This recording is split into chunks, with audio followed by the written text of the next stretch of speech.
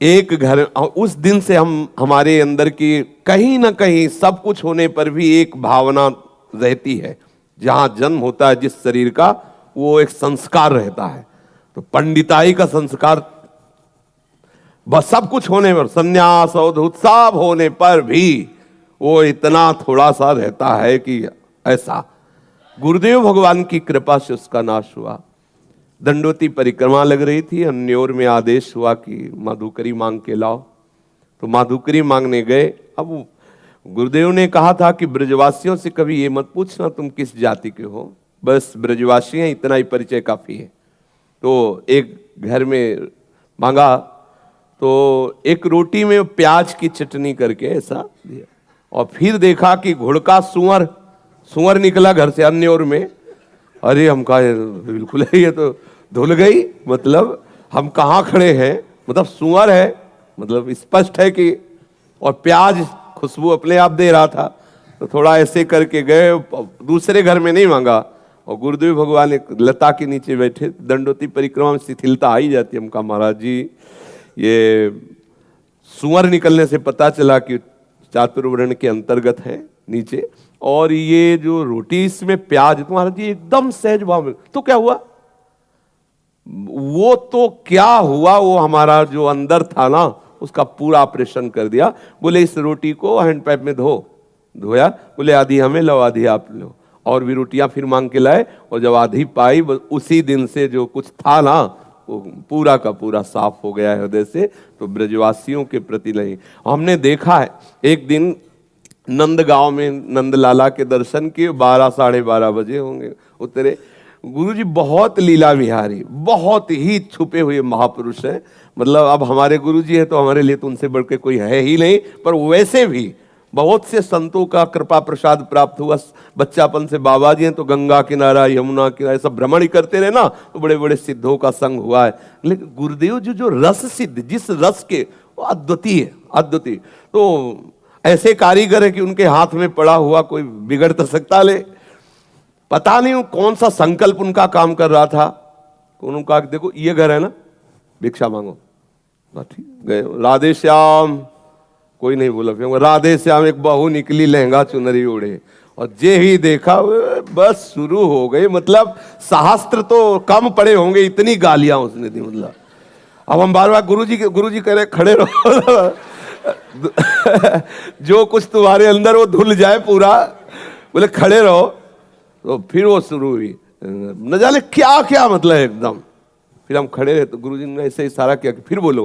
उनका राधे श्याम, तब सांस निकली, बोली एरी ऐसे नहीं मानेगो, दे दे रोटी दे दे। वो घी की चिपड़ी रोटी लाई, ले ऐसे झोली में डाली। हम कहा गुरुजी रोटी मांगना तो बहुत आफत है। बोले ये ब्रजवासियों का कृपा प्रसाद है, सच्चा देहाभिमान नाश इन्हीं से होता है। बोले ब्रज, यहाँ के जो संत जन माधुकरी मांगते उसका कारण है ये ब्रजवासी जन उतार के रख देते। जितना फुलरा होता ना, हम तपस्वी त्यागी और उनको कोई अपराध नहीं लगता, क्योंकि वो भगवत पार्षद है, वो भगवत पार्षद है। उनको कोई अपराध थोड़ी कि साधु को कह रहे सारे हरामी मोटे सुअर मांगने आ रहा, तेरे को शर्म, ये सब होता है, ये सब चलता है। तो गुरुदेव भगवान जब रोटी पा रहे थे तो उस रोटी से जब आधी आधी दी तो उन्होंने कहा कि जानते हो ये रोटी प्रिया प्रीतम की प्राप्ति कराएगी, ये जो अपमान से मिली हुई जो ब्रजवासियों के टुकड़े हैं ये सीधे भगवत प्राप्ति कराएंगे। तो दोनों बातें ब्रजवासियों के प्रति उनका कटु व्यवहार और उनके पवित्रता पर विचार ना करके ये मेरे आराध्य देव है ऐसा। और फिर अब हमारे मन में आया कि अब बरसाना ठीक है, नंदगांव बहुत कड़ुआ है। अंदर आया, गुरुजी से तो नहीं कहा, पर अंदर बात आई कि लाडली जी के गांव में कभी कोई नहीं गाली देता। वहां तो और बाबा रुक और ले ले, सब्जी ले ले और रोटी। हम कहा यहाँ बड़े अक्खड़ हैं ब्रजवासी नंदगांव के।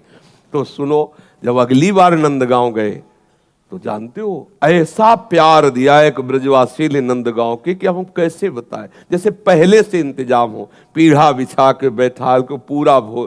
तो अंदर से रोए कि प्रभु हम आपके जनों को जान नहीं पाए। हम तो सोच रहे थे आगे बहुत कड़वे लोग हैं, बहुत प्यारे। ये जितने भी ब्रज 84 कोष के अंतर्गत है ये वास्तविक सच्चिदानंद प्रभु के निज पार्षद है। माया का पर्दा लगा जिससे हम जान न पाए। और यहाँ के पानी में गाली का प्रभाव होता है, यहाँ के पानी में है। अगर वाणी में माँ बहन की गाली ना आई तो असली ब्रजवासी है नहीं, पक्का समझ लिया। अगर असली ब्रजवासी की पहचान देखनी है और उसको छेड़ दो तो चाहे तुम जितने बड़े परमहंस हो, 2-4 गाली तो दे ही देगा वो, समझ लेना पक्का ब्रजवासी का खून है। उसे छेड़ दो थोड़ा, हट तो जैसे सारे बहन और माँ की, और फिर ऐसे वो धुल के रख दे, पक्का ब्रजवासी। आप गांव के ब्रजवासी छोरों को देखो, वो आपस में बात करते हैं तब देख लो, भाई भाई से बात कर रहे हैं तो भी 10-5 बार तो निकल ही जाएगा। इस पानी का प्रभाव है कि वाणी में कठोरता का वर्णन, और हृदय इतना द्रवित है पूछो मत, सच्ची बात मानना। ये साक्षात प्रिया प्रीतम के पास, जहां 10-20 बच्चे बच्चियां खेलती हुई मेरी लाडली लाल जरूर वहां खेल रहे होंगे।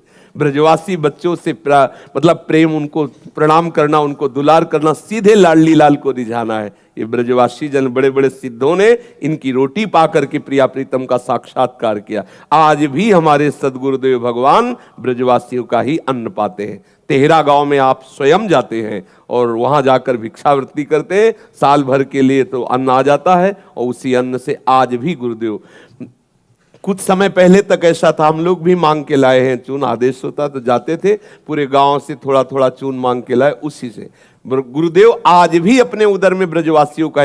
पंडित रामकृष्ण बाबा बड़े बड़े सिद्ध हुए इन्हीं ब्रजवासियों की जूठन से। कभी इनके प्रति ऐसा भाव न करे कि जूता पहने या बीड़ी पी रहे हैं या नहाए हैं कि नहीं नहाए, ये भगवत स्वरूप है। किस जाति के ये भी नहीं देखना। जो हमें महापुरुषों से सुनने को मिला, श्री हरिराम व्यास जी कह रहे, व्यास बड़े तेई जना ब्रजते अनत न जाही, वृंदावन के स्वपच लो जूठन मांग ही खाई।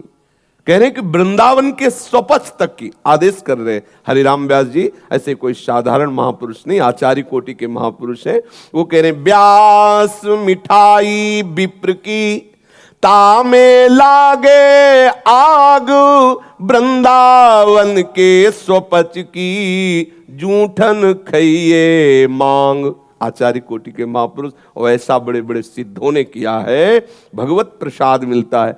पूज्यपाद उड़िया बाबा जी कहते हैं ब्रजवासियों का प्रत्येक टुकड़ा भगवत प्राप्ति कराने में समर्थ। सन्यासी थे, अवधूत महापुरुष, ब्रह्मबोध महापुरुष, सब ने ब्रजवासियों की टूक की महिमा की। अगर इनका टूक मिले तो बस आदर से स्वीकार करे, कभी ये भावना उनके प्रति ऐसी न करे।